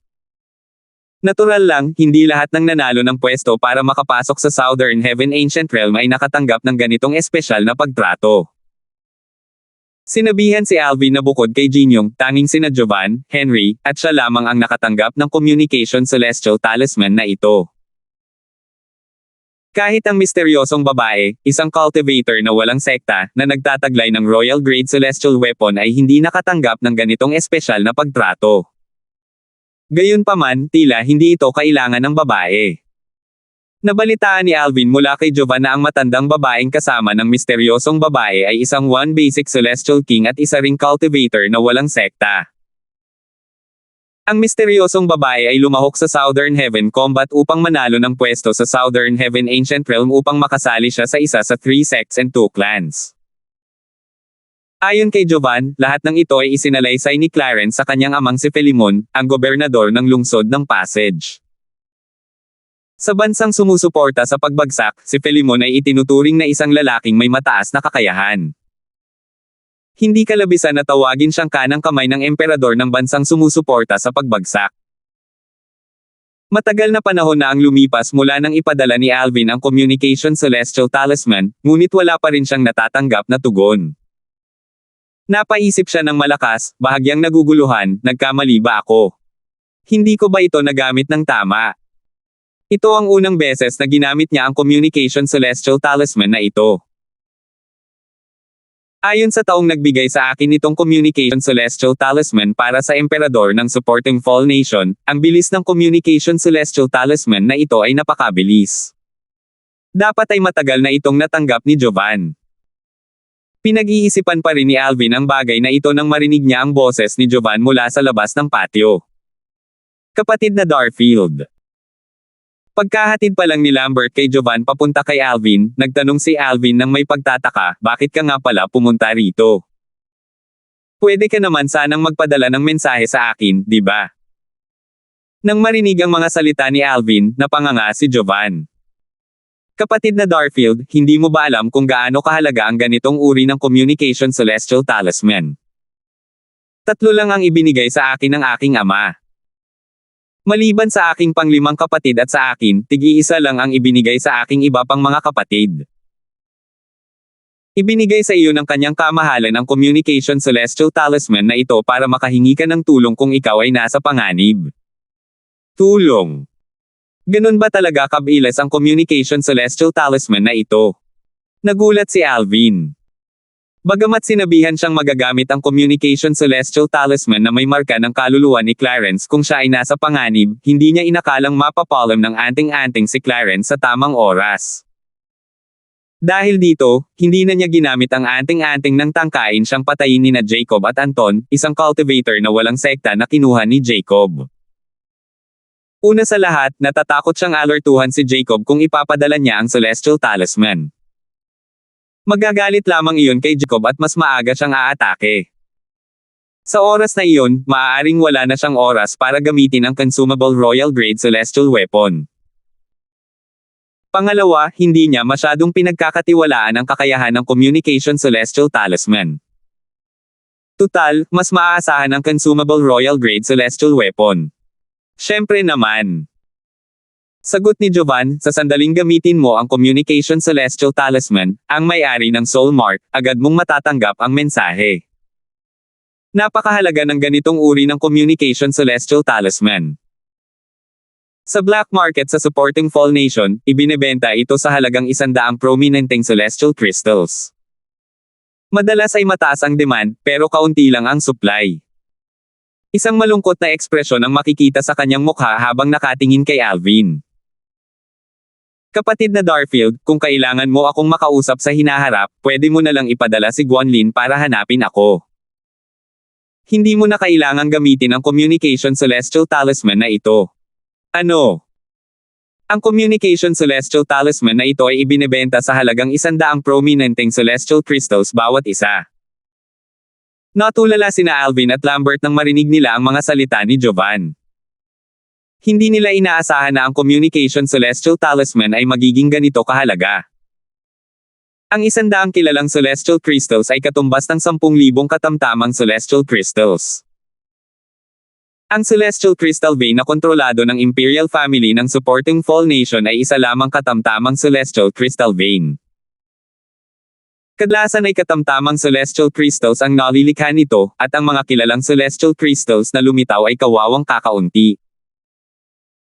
Kahit ang isang Duke grade celestial weapon ay katumbas lamang ng 1,000 katamtamang celestial crystals, tama ba? Ibig sabihin, ang communication celestial talisman na ito ay katumbas ng 10 Duke grade celestial weapons. Bulong ni Lambert sa sarili. Ang halaga ng mga Duke grade celestial weapons sa supporting Fall Nation ay halos kapareho ng sa mga nasa hangganan. Nalaman ito ni Lambert pagkatapos niyang makarating sa supporting Fall Nation. Mga armas na celestial ng Duke grade. Umiling si Jovan at ngumiti. Lambert, ang ganitong uri ng communication celestial talisman ay katumbas ng kahit man lang ng 15 Duke grade celestial weapons sa black market. Ang ganitong uri ng communication celestial talisman ay mas bihira kaysa sa Duke grade celestial weapons. Ang communication celestial talisman ay ginagawa ng mga master ng formation, at ang epekto nito ay katumbas ng isang teleportation array.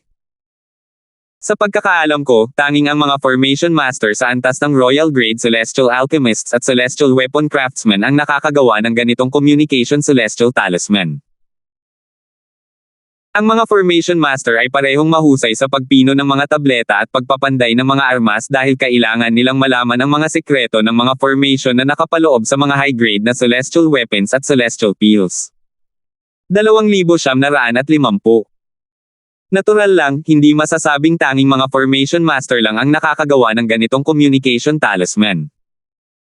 May ilang Royal Grade Celestial Alchemists at Royal Grade Celestial Weapon Craftsmen na may kakayahang gumawa ng ganitong kakayahan. Sa anumang kaso, ang mga Formation Master na ito ay medyo bihira. Sa pagkakaalam ko, wala ni isa sa supporting Full Nation. Kahit ang mga sekta at angkan sa ikapitong baitang tulad ng Profound Nether Mansion ay maaaring wala rin nito. May katiyakang sabi ni Jovan. Matapos makinig kay Jovan, sa wakas ay napagtanto ni na Alvin at Lambert ang kahalagahan ng communication celestial talismans na gumagamit ng mga soul mark. Kumuha si Lambert ng 3 communication celestial talisman mula sa kanyang spatial ring at iniabot ito kay Alvin nang nanginginig ang mga kamay. Panginoon ko, ang mga communication celestial talisman na ito ay maaaring magligtas ng iyong buhay. Mas mabuting itago mo na lang ito para sa iyong sarili. Ibinigay ni Alvin ang mga anting-anting na ito kay Lambert. Si Clarence, ang emperador ng supporting Fall Nation, ay nagbigay kay Alvin ng 10 sa mga communication celestial talisman na ito. Itinatak niya ang kanyang soul mark sa 3 sa mga anting-anting bago ito ibinigay kay Lambert upang makontak siya ni Lambert kung sakaling may emergency. Ginamit niya ang kanyang soul pearl upang mag-iwan ng soul mark sa mga anting-anting. Sa makatuwid, ibinigay din niya ang kanyang soul pearl kay Lambert nang ibigay niya kay Lambert ang mga anting-anting. Bagamat ang soul pearls ay karaniwang ginagamit upang subaybayan ang buhay o kamatayan ng isang tao, maaari rin itong gamitin kasama ng mga bihirang anting-anting na ito. Mapapataas nito ang kahusayan ng mga anting-anting. Bukod doon, maaari rin itong mapunan ang enerhiya sa isang humihinang soul mark. Nang may padala na ni Clarence ang 10 communication celestial talismans, ipinadala rin niya ang kanyang soul pearl. Gamit ang soul pearl, masisiguro niyang makakatanggap ng tulong si Alvin sa tamang oras kung sakaling nasa panganib si Alvin. Maraming benepisyo ang maaaring idulot ni Alvin. Paano niya hindi magagawa ang lahat para masiguro ang kaligtasan ni Alvin? Bago pa man niya makuha ang lahat ng uri ng benepisyo mula kay Alvin, kailangan niyang siguraduhing mananatiling ligtas si Alvin.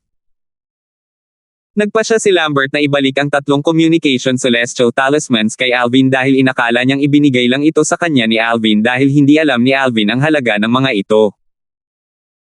Taliwas sa inaasahan ni Lambert, hindi kinuha ni Alvin ang 3 communication celestial talisman.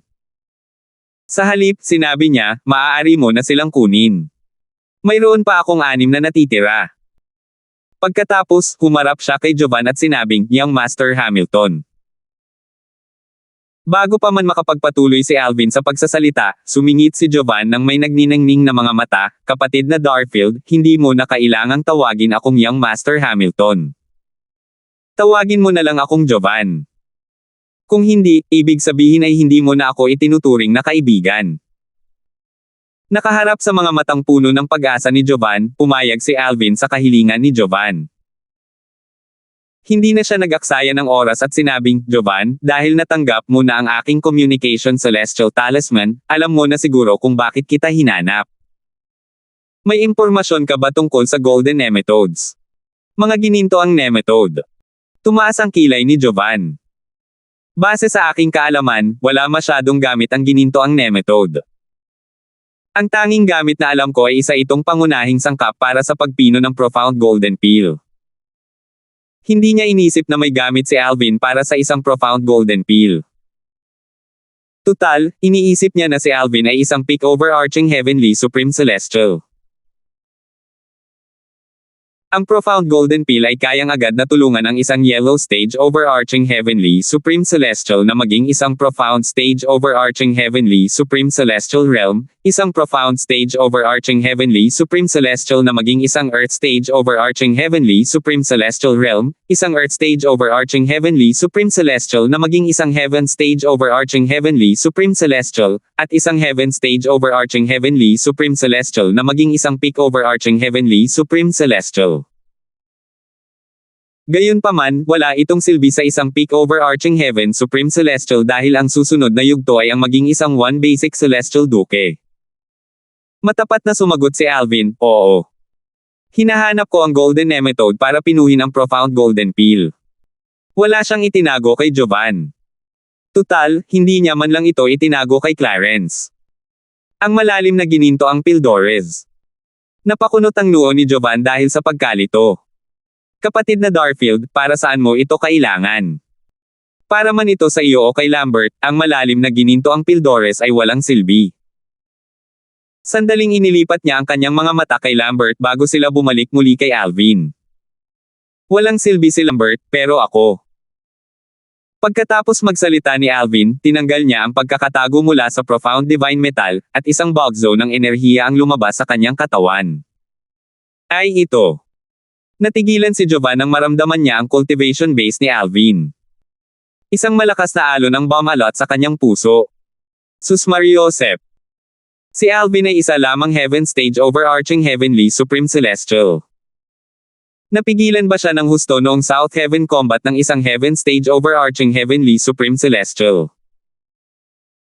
Nang sa wakas ay bumalik sa kanyang katinoan pagkatapos ng mahabang panahon, tinitigan niya si Alvin na parang unang beses niyang makakaharap si Alvin. Kay kapatid na Darfield. Dapat alam mo na ngayon kung bakit ko kailangan ang profound golden pill. Ginantihan ni Alvin ng tingin si Jovan. Bahagyang tumango si Jovan. Mapait niyang sinabi, kapatid na Darfield, hindi ko inaasahan na isa kang heaven stage overarching heavenly supreme celestial. Base sa lakas ng iyong pera, lalo na kung makapasok ka at maging isang peak overarching heavenly supreme celestial, madali kang magiging pinakamalakas na overarching heavenly supreme celestial sa mahigit 10,000 overarching heavenly supreme celestial na papasok sa lower realm ng Southern Heaven Ancient Realm sa loob ng kalahating taon. Bumantong hininga siya pagkatapos niyang magsalita. Mahigit sa 10,000 overarching heaven supreme celestials. Nagulat si Alvin nang marinig niya ang mga salitang ito. Bagamat alam niyang bubuksan ng 3 sects at 2 clans ang lower realm ng Southern Heaven Ancient Realm para sa overarching heaven supreme celestials mula sa supporting fall nations at iba pang mga bansa, hindi niya inaasahan na ganito karami ang bilang na ito. Walang duda na ang humigit kumulang 10,000 overarching heaven supreme celestials na ito ay namumukod tangi rin. Tama. Mayroong mahigit 10,000 overarching heavenly supreme celestials na papasok sa Southern Heaven Ancient Realm. Kung huhulaan ko, ang bilang ay maaaring umabot sa 15,000. Sabi ni Jovan. Nagpatuloy si Jovan sa pagpapaliwanag, ang supporting fall nation ay isa lamang maliit na bansa sa rehiyon ng Profound Nether Mansion. Ang Profound Nether Mansion ay may mahigit 1,000 bansang katulad ng sa atin. Ang mga bansang ito, kabilang ang supporting fall nation, ay sama-samang kilala bilang Thousand Nations Territory.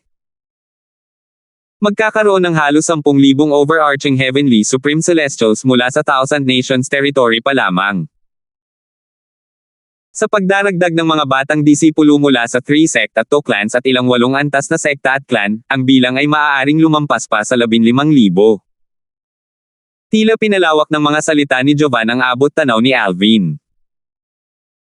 Sino ang mag-aakala na napakalawak ng Profound Nether Mansion, at ang supporting fall nation ay isa lamang maliit na bansa sa Thousand Nations Territory?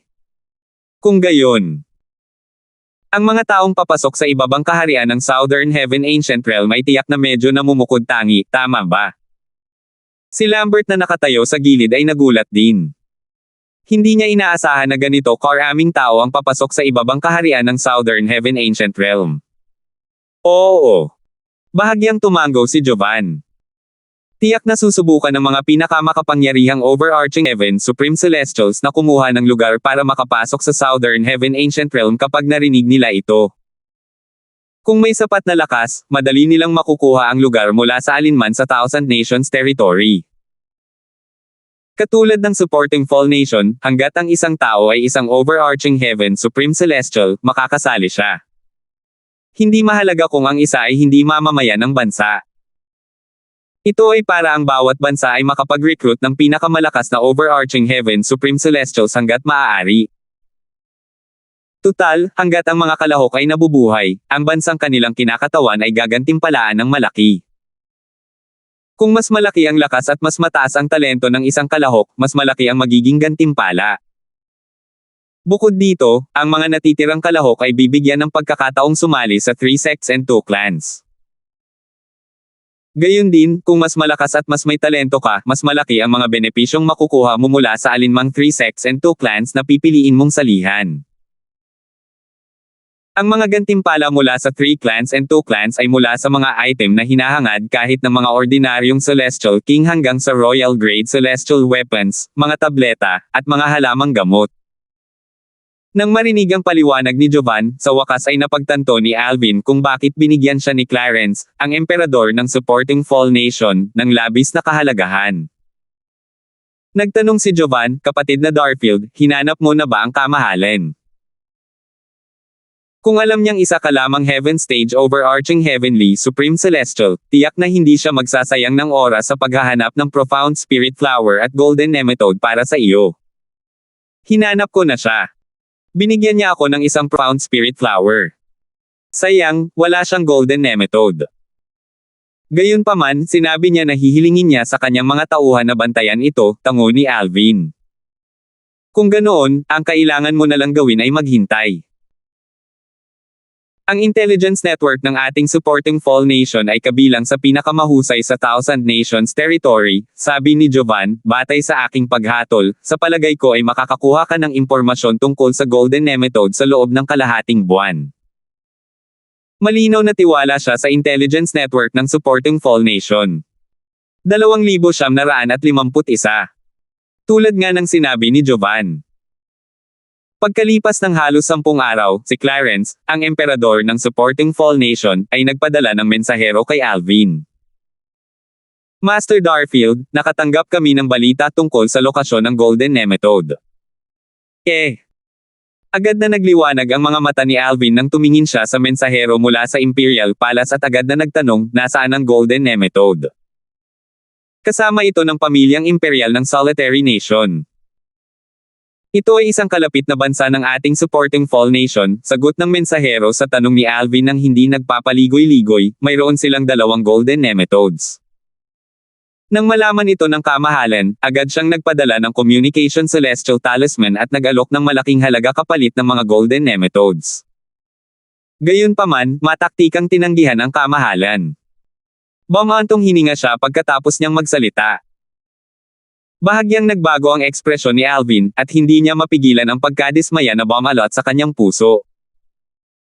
Bagamat natuklasan na niya ang lokasyon ng mga Golden Nemetode, wala siyang paraan para makuha ang mga ito.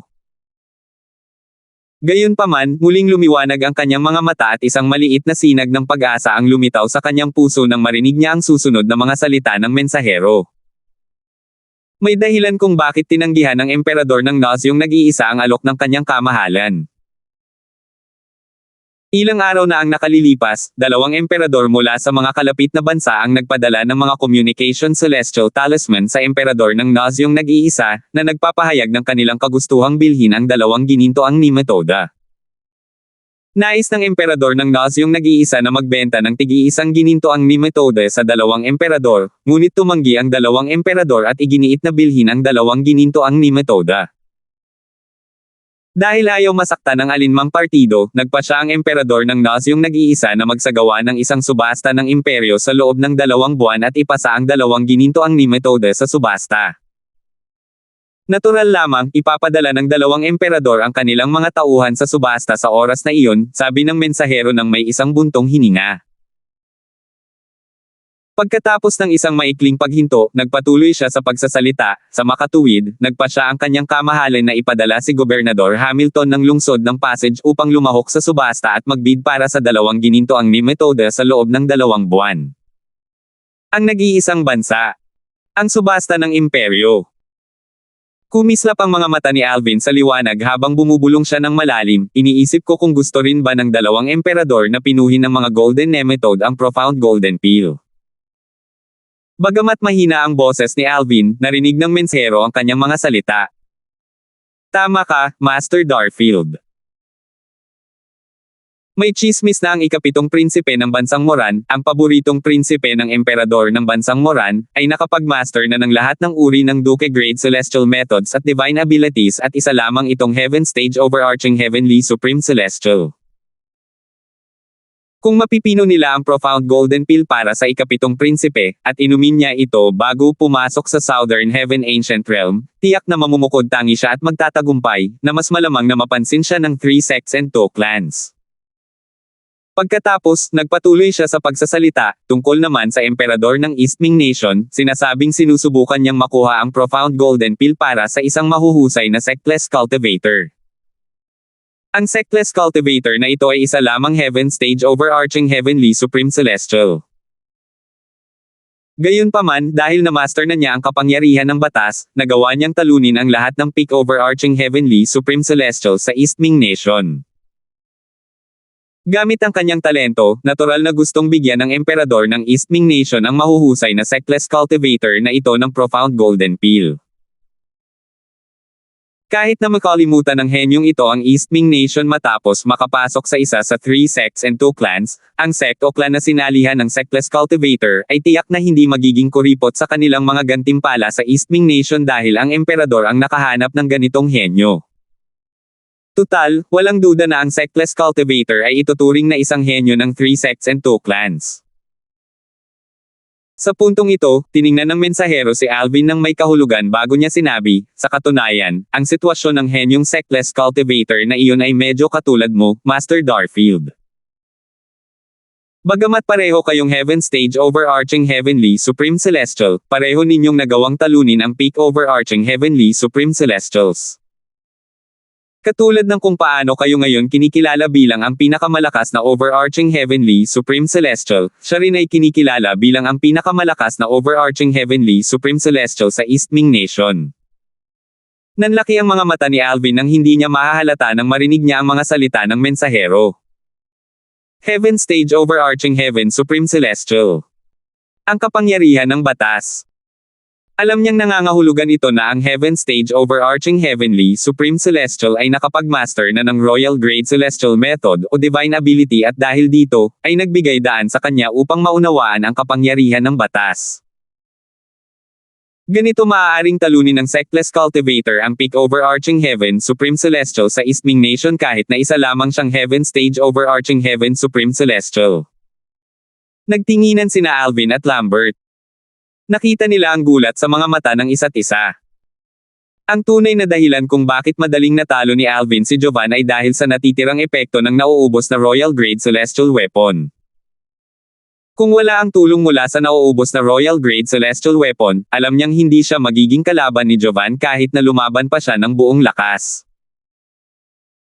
Bagamat mayroon siyang Royal Grade Celestial Weapons at sapat ang kanyang kahusayan sa kanyang Celestial Methods at Divine Abilities, ang pagkakaiba sa pagitan ng mga cultivation base ay napakalaki ng bangin para malampasan. Pagkatapos, naglabas ang mensahero ng isang mas malaking sorpresa, na lalong ikinagulat nina Alvin at Lambert. Bukod pa rito, ang henyong walang sekta na iyon ay wala pang 100 taong gulang. Ang Sectless Cultivator ay wala pang 100 taong gulang, ngunit siya ay isang Heaven Stage overarching Heaven Supreme Celestial na nakaunawa sa kapangyarihan ng batas. Anong klaseng halimaw ang Sectless Cultivator na iyon? Kumakalat ang mga chismis sa East Ming Nation na ang walang sektang magsasaka ay reinkarnasyon ng isang walang kapantay na makapangyarihang tao. Natural lang, walang ebidensya nito. Pagkatapos magsalita ng mensahero, nagpaalam siya kina Alvin at Lambert bago tumalikod para umalis. Gayunpaman, huminto siya sa paglalakad at lumingon nang nasa pasukan na siya ng patio na parang may naalala lang siya. Guru Darfield, sinabi rin ng kanyang kamahalan na kung interesado kayo, maaari kayong sumama kay Gobernador Hamilton ng lungsod at lumahok sa subasta. Ang kailangan nyo lang gawin ay ipaalam muna kay Gobernador Hamilton ng lungsod. Pagkatapos niyang magsalita, umalis na siya. Si Alvin, na ang isip ay nasa henyo at walang sektang tagapagsaka ng East Ming Nation, ay tila hindi napansin ang pag-alis ng mensahero. Kung hindi man siya reinkarnasyon ng isang walang kapantay na makapangyarihang nilalang, tiyak na napakaswerte niya. Kung hindi, imposibleng magkaroon ng ganitong mga tagumpay sa murang edad. Nagtanong si Alvin, Lambert, ano ang palagay mo tungkol sa walang sektang tagapagsaka? Panginoon ko, seryosong sagot ni Lambert, para maunawaan ng henyong walang sekta na iyon ang kapangyarihan ng batas kahit wala pang 100 taong gulang, kailangan niya maging reinkarnasyon ng isang walang kapantay na makapangyarihang nilalang o kaya'y napakaswerte niya. Bagamat pagkatapos ng muling pagkakatawang tao, kailangan ng isang tao na muling linangin ang kanyang cultivation base, dahil sa mga alaala mula sa nakaraang buhay tungkol sa iba't ibang bagay tulad ng celestial methods, divine abilities, at ang kapangyarihan ng batas, madali para sa kanila na lumakas. Patuloy na sinabi ni Lambert, bagamat may mga taong muling nagkatawang tao sa Devata Realms, medyo bihira pa rin sila. Ang mga Celestial ay kailangang sumugal ng malaki kapag muling nagkatawang tao. Tutal, 9 sa 10 kaso ang nagresulta sa pagkamatay. Sa makatuwid, hindi marami ang handang sumugal at muling magkatawang tao. Sa makatuwid, mas gusto kong sabihin na ang mga cultivator na walang sekta ay umunlad sa yugtong ito dahil sa ilang mga hindi inaasahang engkwentro. Bahagyang tumango si Alvin. Pareho sila ng iniisip ni Lambert. Napaisip siya ng malakas, iniisip ko kung mauunawaan ko kaya ang kapangyarihan ng batas kung makukuha ko ang Royal Grade Celestial Methods o Divine Abilities. Hanggat nakakuha ka ng Fire Attribute Royal Grade Celestial Method o Divine Ability, madali mong mauunawaan at matututunan ang Fire type law sa tulong ng Chaos Divine Flame. Isang pamilyar na boses na tila nagmumula sa loob ng kanyang katawan ang umalingaw-ngaw sa isipan ni Alvin. Matagal na rin mula noong huli niyang narinig ang boses na ito. Malalim na banal na metal. Nagliwanag ang mga mata ni Alvin. May bahid ng pagkasabik na maririnig ng sabihin ng profound heaven metal na nagtatago sa kaluluwa ni Alvin, bata, sinabi sa akin ng Chao Divine Flame na nakakuha ka ng first form na profound divine metal, tama ba? Bilasan mo. Ilabas mo para matingnan ko. Base sa mga salita ng profound divine metal, malinaw na kinausap ito ng Chaos Divine Flame bago ito nakatulog ng mahimbing. Nang marinig ni Alvin ang pananabik at pagmamadali sa mga salita ng profound divine metal, kumuha siya ng bato mula sa kanyang spatial ring.